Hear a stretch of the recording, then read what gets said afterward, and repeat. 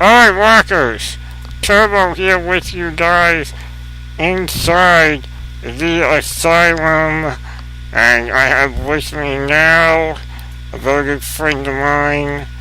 But even though he's from Jersey and roots for the Devils, he's still a good dear friend of mine and the frontman of Overkill. The new album, The Grinding Wheel, comes out this Friday. That's right, none other than Bobby Blitz himself, right now here inside the ASYLUM. Blitz, how are you, man? Always good to be here, my friend. Always good to have you. Always good to be on internet radio, say I. Hey, radio is radio, and we're all, in my eyes, we're all equals because we're all doing the same thing, and that is getting the word out about great rock and metal like you guys are doing with Overkill, with the new album coming out. And you guys just got done with the 70,000 tons of metal cruise. How was that? Oh, it was killer, man. I mean, it takes you to, it's really another place. You know, I've known music for, 3+ decades, touring to be in everything from Joe's Bar and Grill and the Dump all the way up to, some big venues and big festivals through Europe.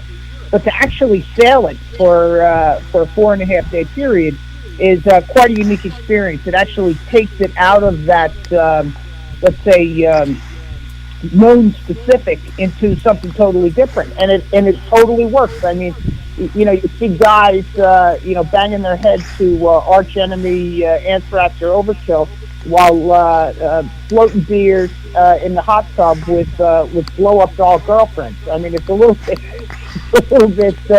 on the unique side, but I think all in all, the experience is just blows your mind. It's out of this world. Yeah, I mean, it's not something that I've had the opportunity to be a part of. My crippled butt does not fly, and there has yet to be a cruise come out of the New York area for rock and metal, but these cruises have now become a regular part of the music scene. And do you think it's because of the added intimacy of being on a boat, everyone of the same type of music, the same type of community, being together? You think that might be why they've become kind of the next big thing in music? Well, I think that with regard to the community, it shows itself. I mean, you got to spend time with people on the boat. There's nowhere else to go. You know what I'm saying? I mean, there's no way to get out of it, I suppose, unless you go to your room. But if you want to be involved and out in the month, it's a great way to kind of let's say mingle and break down the walls. I mean, there is no backstage. So, the whole place is backstage, and I think that's the cool appeal to it. But I think that this, much like internet radio, this is the grassroots way of looking at this. I mean, I've always thought, metal was a grassroots type music, unpolluted by, let's say, popular culture, which is, kind of always disposable. So you take something that's popular like a cruise, and you throw something that, as the world looks at it, let's say unpopular with regard to metal, or popular amongst a certain demographic or a certain type of music fan, you get something that's really special. So with regard to the future, I think for sure they're successful. Promoters are all over them. I think they drool when they see that the opportunity to get 60+ bands on a boat and then 3,500 headbangers. I mean, that's just a winning formula as far as I'm concerned. I mean, I was drinking Fosters and eating mangoes, and then banging my head. I mean, what's better? So yeah, I'm all for it, and love the fact that it's kind of takes it out of the norm and just shows that it can happen under all circumstances with the people in this community. Yeah, I mean, look, you can't can't go wrong with that. The only thing I would say is I'll trade the Fosters for cold cock whiskey instead, and you got me sold. That's my deal. So, so you're out there, you did that, and now we've got the new album, The Grinding Wheel, getting ready to come out, and I've been lucky enough to hear it, and I really, really like what you guys have done with it. I mean, you guys have kind of been on a gradual uptick with the last couple of albums. White Devil Armory went over huge everywhere and on the charts, and as did the album prior to it. When you guys started working on The Grinding Wheel, was there any pressure for you guys to continue the wave that you're on now? No, and because it's just not the way we operate. I think at our bare bones, at brass tacks, there's something very liberating to say I don't give a shit. I mean, I think if you can believe that you don't give a shit, then you have nothing to lose. When you have nothing to lose, you can be your most dangerous. Part of the idea of this music is being dangerous. I think that's really the key to this, but that's not a preconceived notion. It's just it's more of a way of life, and we have a good amount of experience with that. I mean, if we've caught an uptick, like you say, over the prior three records, I mean, I get the fact that there's an uptick, but that's also reflective of a community that's very accepting of the fact that the music is encompassing, and not just with us. I mean, with other bands too. So I think that we're just kind of a reflection of the community, and the fact that if we say we go into a record not talking about it, but just letting it develop on its own, not thinking about what we did prior, but finding out that, now we have a little bit of this different nuances, this different characteristics. You know what the talking is about, or the pressure? Hey, can we push them farther away from each other? Can we make the groovy one groovier? Can we make the punky one punkier? The rock and roll one more rock and roll? And can we add that thrash energy? That's really the whole formula, but for sure not a pressure-laden situation where we think, we have three records that are like the Father, Son, and Holy Ghost. Now we have to open the gates of heaven. I mean, that's not it at all. I think the overkill process is let's be dangerous. Let's not worry about what people are thinking about, because this way we can work under, let's say, the guise or the conditions that make us best, and that's really not giving a shit about all that happened in the past. Well, it's kind of been the motto of Overkill over all these years is, you guys always saw what the mold was, what the sound was, whether it was Metallica taking reign in the late 80s, early 90s, or the grunge movement of the mid to late 90s. You guys have always had that mentality of, well, we know what sells, but we know who we are, and if you don't like that, well, as your own song says, fuck you. Well, I mean, to some degree. I mean, you know me personally, and I mean, you know my loves in life, and I probably put my family first. I put my friends second. I put my band third. The band takes care of itself. I think if you have the other things in your life in order, that if you can focus your thing, your life on what's important to you, then that's, and as long as you don't bite off too much to chew, probably you're going to succeed with it. Now, I don't always succeed when it comes to hockey, of course, but that's fifth or sixth on the list, if you follow me. But, I'm kind of family, friends, and bands, but that only makes sense. And what I'm saying is that there is no necessarily, hey, fuck you if you don't like it. It's, it's more about, yeah, whatever. I mean, if that's the way you feel about it, I'm not going to beat it into your head. It's, Right. I think that what happens here is that, what happens, especially in the metal community, especially in this genre, especially toward the thrashier stuff, you're either the real deal or you're not the real deal. And I think when you're the real deal, you're accepted more. And it's easy for us to be the real deal because we like this shit. It's not. So what you hear on the grinding wheel is us being excited about what appears to us to be the real deal.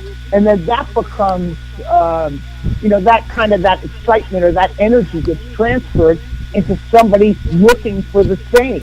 And I think that that's where its popularity, or in some cases lack of popularity, comes from. It's just about connecting on a certain level. And I think if people can pick up the same energy that we had while writing Red, White, and Blue, or Mean Green Killing Machine, or the title track, or Come Heavy, then I think then we connect. And that's where it kind of works for us. And that's why it's because we're the kind of people we are.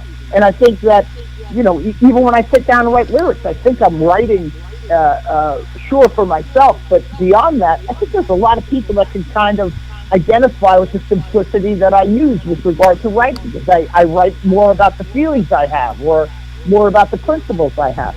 So I think it's a really, it's a simplified version of connection, and the kind of person or the kind of people the band are, and how that relates to the people in that metal community. Yeah, absolutely. I mean, and with the grinding wheel, it seems like you guys. I mean, not that you guys don't have fun when you're in the studio, because I texted you during the recording process, and I know you guys were having a good old time, especially during the hockey time that you were recording and the Devils were in the shitter. It kept your mind off the agony that you were going through on hockey, but it also seems on the album that you guys really had fun and got into it with the harmonies and the gang vocals, and it's not something that just kind of happened in the writing, or was it a result of the vibe in the studio? How did that come into play? Because there's also more singing by you as opposed to your usual slashy sound.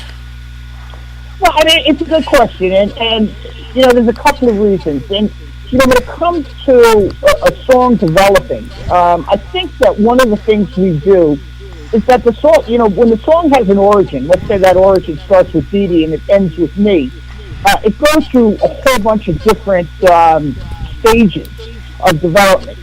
Vince becomes involved, Ron becomes involved. The song starts taking on a different face from the original face it had when it was just a lonely riff that stood by itself. But this development is like a two-pronged thing. Some of it's a real natural development, and some of it's a forced development. And I think that when it comes to like vocals, when it comes to harmonies, when it comes to gang vocals, for instance, when it comes to melodies within the songs, that is kind of my part or my addition to that development. So I kind of let it speak for itself. I say, here's the part. Here's Dave doing stabs on the guitar. Here is the payoff line for the chorus, and I'll try 2 or 3 different things in there, and then run it by the boys and see what they think. And it's really it kind of reveals itself as opposed to being forced into it. But I think the reason that, for instance, the melody came out a little bit more so, or the softer singing, or the harmonies, was that when I first perceived these songs in kind of their infinite state, I looked at it more like, Dee Dee came up with all these riffs and these arrangements that were more traditional heavy metal songs, less thrash songs. I mean, if you took the beats per minute down and you and softened up the production a little bit and removed a hair of the energy, this is a metal record, is what it is. So it kind of dictated itself that way to me, and that's where the melody came from, and that's where the harmonies came from. So it's kind of like marrying that vocal approach to what the music is telling you it is. So, I mean, I think it's kind of a natural way of doing it. Now, once you add the energy to it and you bring that beats per minute up, and you get that thrash record. And I think that it was written with traditional heavy metal in mind, but then when it was produced and presented, it was done so like a thrash record. So it all translated and carried over from, just that little bit of difference in the genre to subgenre. So it was a real natural approach or result to how the songs developed on their own. Yeah, because, I mean, listening to it, I mean, as I listened to it, one of the first things that kind of caught me that talks to the way that, like you just said, that it's a metal record, is I heard a lot of riffs and melodies that instantly said to me, well, it's a little Iron Maiden-like. It got me wondering how much Maiden you guys may have been listening to during the writing and the recording process. And, you guys managed to mix melodies with thrash and bluesy grooves on even the track Turn Heavy, where you guys seem to have taken things to a kind of a new level, and even going into areas that maybe other bands were afraid to mix and match with previously. Well, a pretty good point. What I think? I don't think it's a new level. I think it's a wider level. I think that you can get wider by adding dimension, not necessarily stepping forward 3 steps, but stepping left and right by a step and a half to make up for those 3 steps. And I think when it's wider, it appears bigger. Not necessarily grander or better, but bigger. And I think bigger is always better when it comes to this stuff. I mean, I've always admired guys who can who can sing and can present.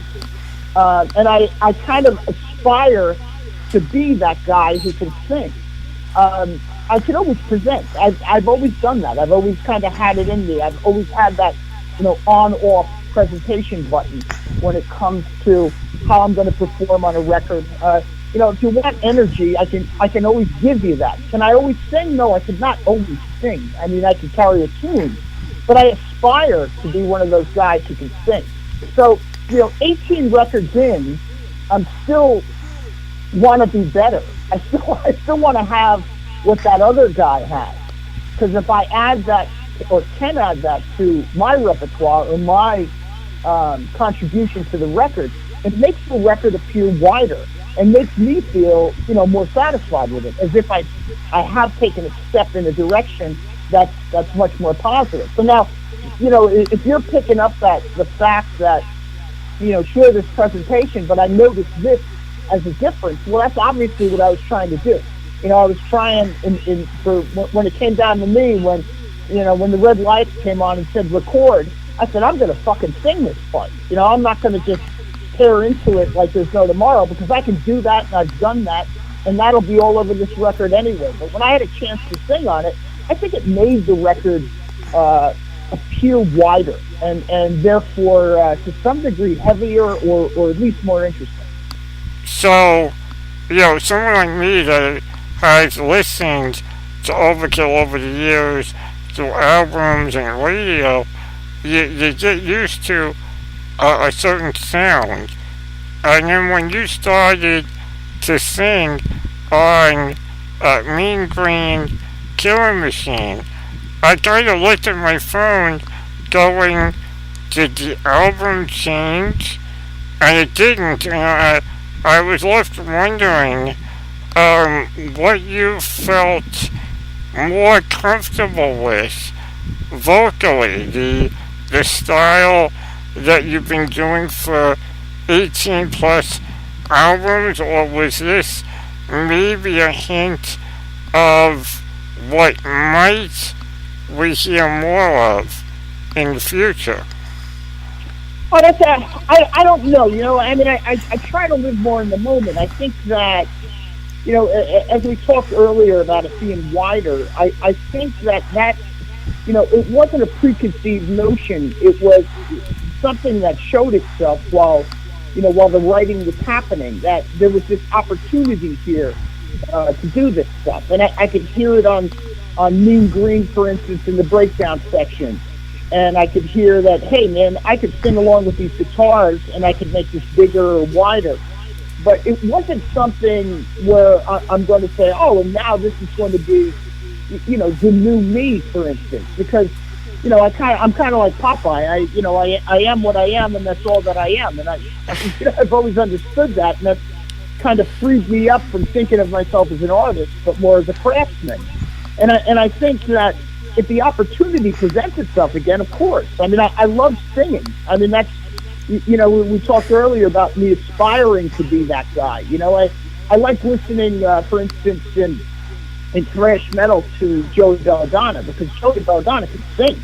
I mean, this guy can present his vocals with passion, with power, with energy, but the guy could also sit there and he could crank out a Sinatra tune. I mean, the guy could really sing. So is it a new? I've obviously delved into this in the past, but I don't think as much as I have on this record. And I'm happy as hell with it. I mean, my mother said I was special when I was young, and she was right. So. Yeah, we're not just talking. You need a helmet type of special, either.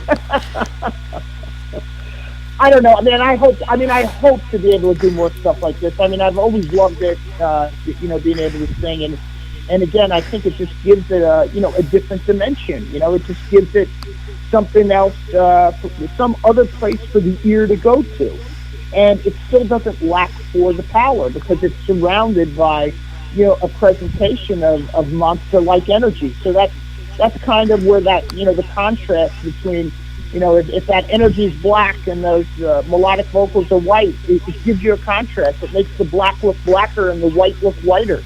So I think that it was just a good choice under these circumstances with that, that whole approach to being, or thinking of it being a traditional metal record. I think it just gave me that opportunity in my head to say, hey, man, I'm going to go out there, I'm going to try to kick in some, Ian Gillan-esque lines to something. I'm going to try to throw in, a little melodic Priest type line, or, channel a little Bruce Dickinson here and there, because these guys can sing, and that's something that, let's say, became a goal as the record and the song started developing. Sure, of course. I mean, look, it works. If it didn't work, I would have been one of the first to tell you, but it works. And the other thing I think of with the album is a lot of the songs are epic in length, and I found myself going, boy, I wonder if you guys are going to be able to pull some of these off live, because you guys have done great stuff over the years, but usually it's like 3-4 minute hits, and you guys are to quote Megadeth, sweating bullets by the end of a show. And I see tracks on the grinding wheel of 6 minutes, 7 minutes. Did you guys experiment with any of the new stuff on the cruise? And how was it doing a epically longer song, if you did. When it comes to time, you know, we're old war horses. When this, we do kind of what we like. I mean, I think that's really the principle or the basic principle. It's like we were talking earlier about saying not giving a shit or we don't care what you say, kind of a principle. I think that this fits into that because it's done when it's done. That's the way we think about it. It has to have the right feeling from within this camp before it goes anywhere else. And to say, oh, the correct thing to do by the template is a 3.5-minute song, if that's not in the equation with regard to how we're thinking when writing it, then you're really kind of free to do whatever you want.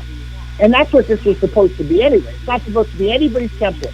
It's not supposed to be, rock radio template or, oh, we can only fit this in on, on the ASYLUM if it's a 4-minute song. We're not going to care about that. We're going to care much more about how the song feels to us when it's done. And, I agree with you, and I didn't even notice that they were all that long until we were actually mixing them. I mean, I knew there was length to them, but I didn't know that, for instance, there was 7+ on Mean Green and 7+ on the Grinding Wheel, and a lot of 6s thrown in there, and an occasional 4 and an occasional 5 minutes. But it wasn't a matter of preconceived notion. It wasn't trying to make everything epic. I think it just turned out that way, and I think that's the best way to go into it because, as soon as you start overthinking something that's based on reaction, it's action versus reaction when it comes to this stuff. It's not about fitting it to somebody else's mold of how it should be. I mean, the beauty of this music when it was first picked up by the major labels, in my opinion, was who gives a shit?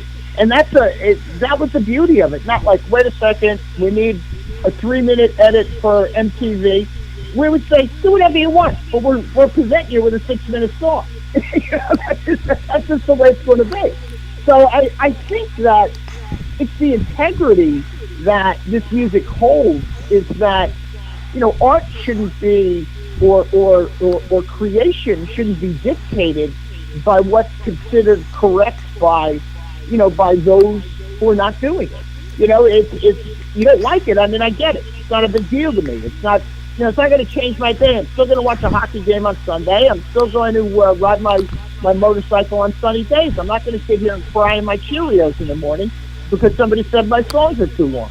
And it'll never have me rethink, that Dee Dee and I and Dave, Ron, and Derek made the wrong decisions. I just think it's right. And if that's what you think, and you have the support of the other 4 guys in the band, then the decision's right. It's just that simple. Yeah, I mean, it's as simple. You are right. It's as simple as that.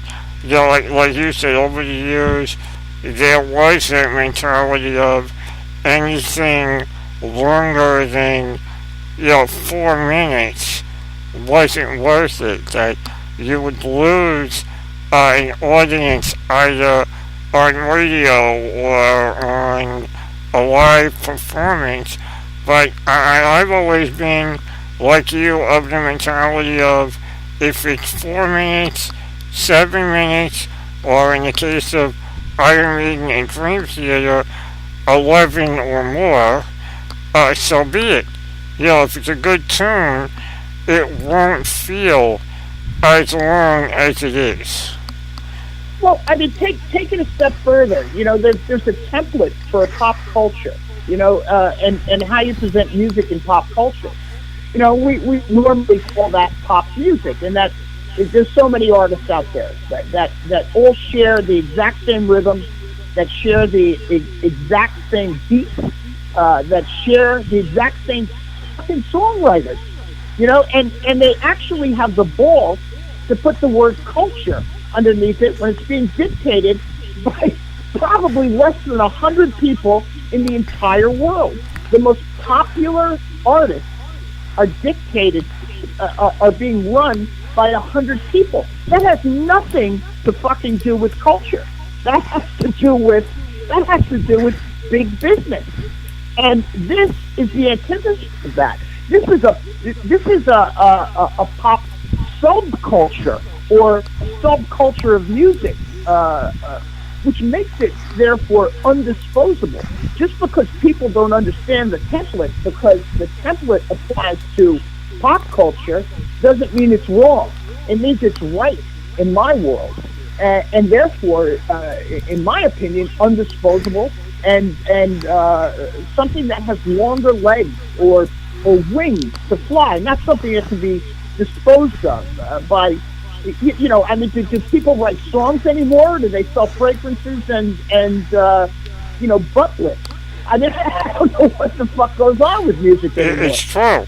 No, it's true. But when you get into this, it's totally fucking unpolluted. It's not polluted by those who look at it as a cash cow.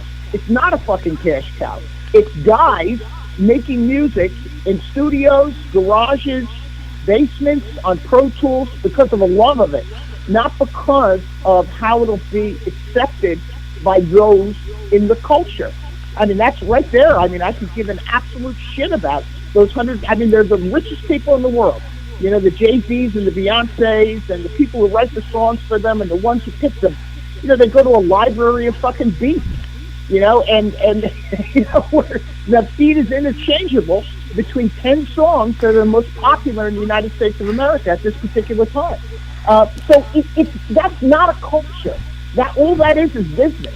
But this is a subculture of it. So when it comes to even thinking about the time with regard to music, it's almost, good that somebody noticed it was long, because that means it's not like everything else, and that makes me feel better about it. Yeah, and I totally, get that. I mean, you're right. They do a lot of those top artists. They do. I mean, hell, how many of them have used beats or rhythms off of a metal track, and you got metalheads that go, well, what the fuck is, Enter Sandman or Ozzy doing on a hip-hop track? And, you got those in the rap community that listen to it and go, I never heard this, what is it? It's good. And then they find out what it is, and suddenly they don't like it, and it's kind of like, okay, well, either you like it or you don't, that's fine, but don't borrow if you're gonna, try to say we're not the norm. If you're borrowing from us to get your name and money into your bank account, type of thing. I do think that for sure there are some artists in culture or pop culture that actually do things, that actually write their songs. I'm not saying it's the whole thing, but I'm just saying a great majority of it has diluted what it was supposed to be about. I mean, for God's sake, I mean, if you get the right beat, the right producer, the right songwriter, and say, I want to write a song about ass, you could probably succeed, but you're the 150 or 100,000 song about ass. So right. I think there's something a little bit ridiculous about that to ever be thought of in, for instance, and I know I brought the conversation here, but to be ever be thought of in that template, because the beauty of this is that there's supposed to be no rules. And I think for the most part that holds up. I mean, I'm not allergic to the money that these 100 songwriters make for pop songs, and all these hits. I mean, it's unbelievable to have understood that and created a business out of it. But it's not groundbreaking culture, to be talking about, ants fucking,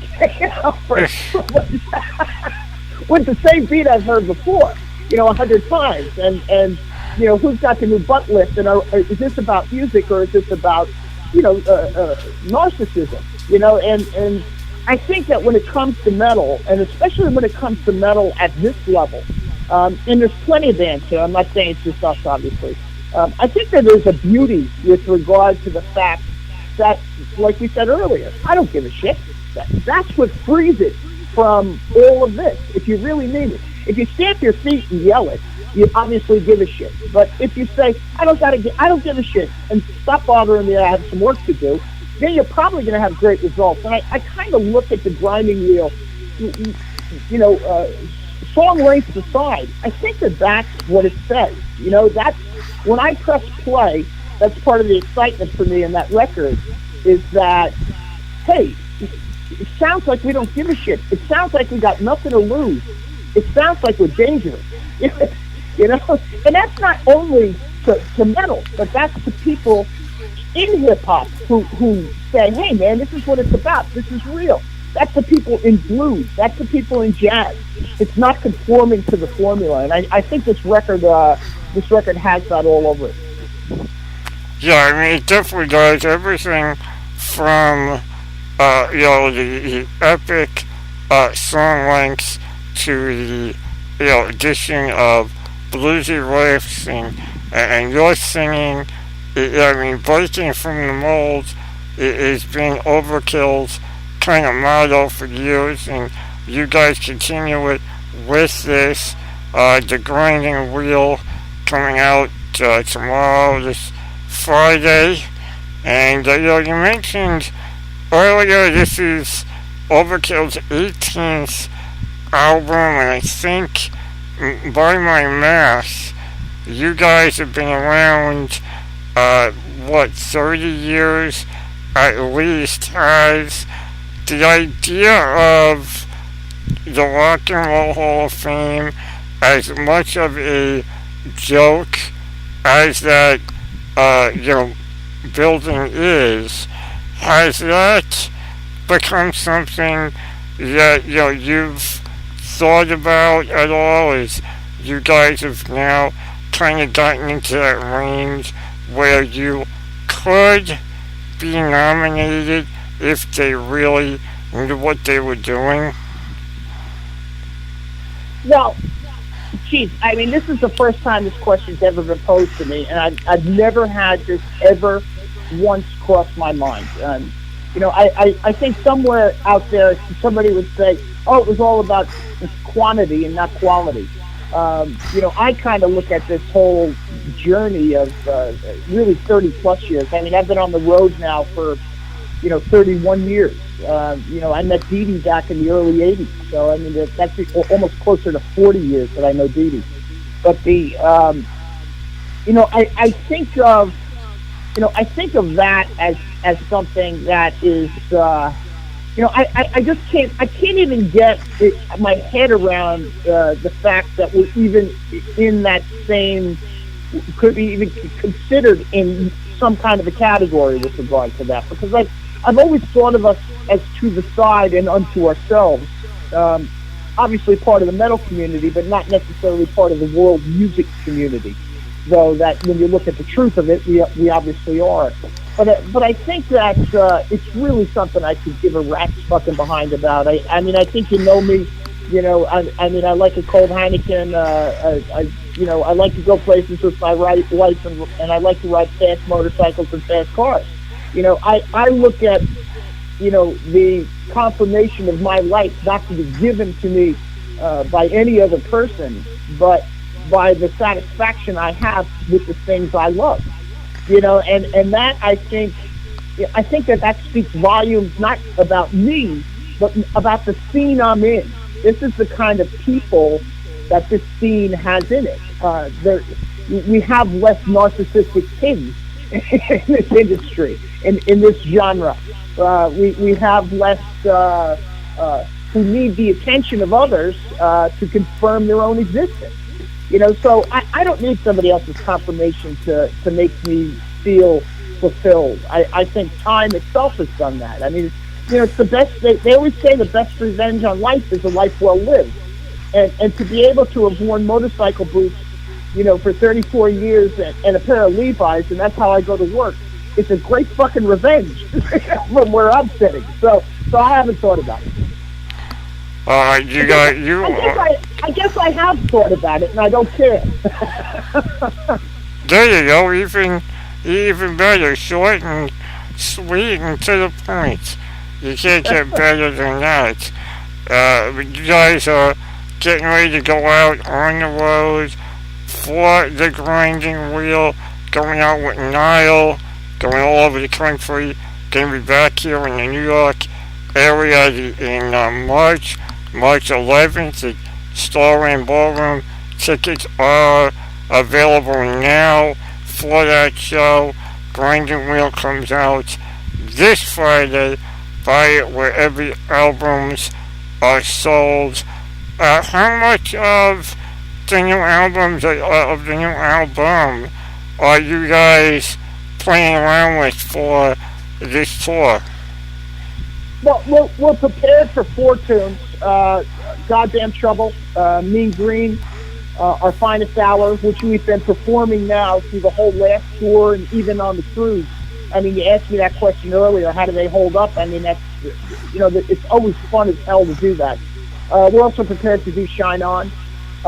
So there'll be 4 that we could use. I think we'll probably lean towards 3 songs from the new record, and I think that'll be enough. I mean, there's so much material for us to choose from, but I mean, we still like playing the new tunes. I think that's the important thing about going out on the road, is that the band's excited too, that you're going to be playing new tunes.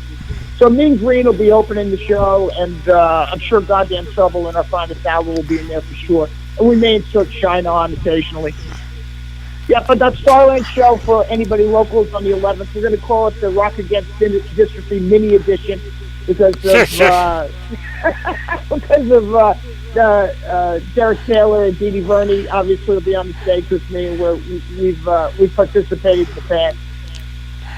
All right, I can't thank you guys enough for being a part of Rock Against Dystrophy.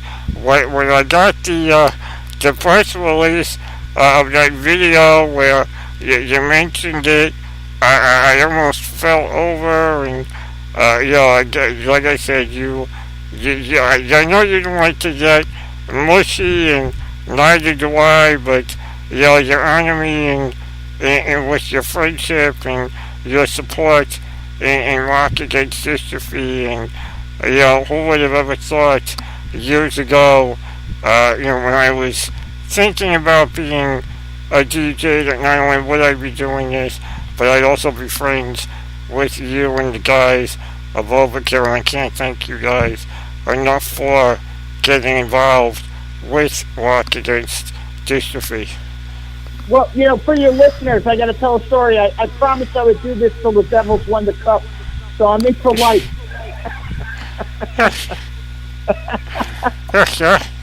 Yeah, well, you ain't getting that anytime soon. That's what from the looks of it.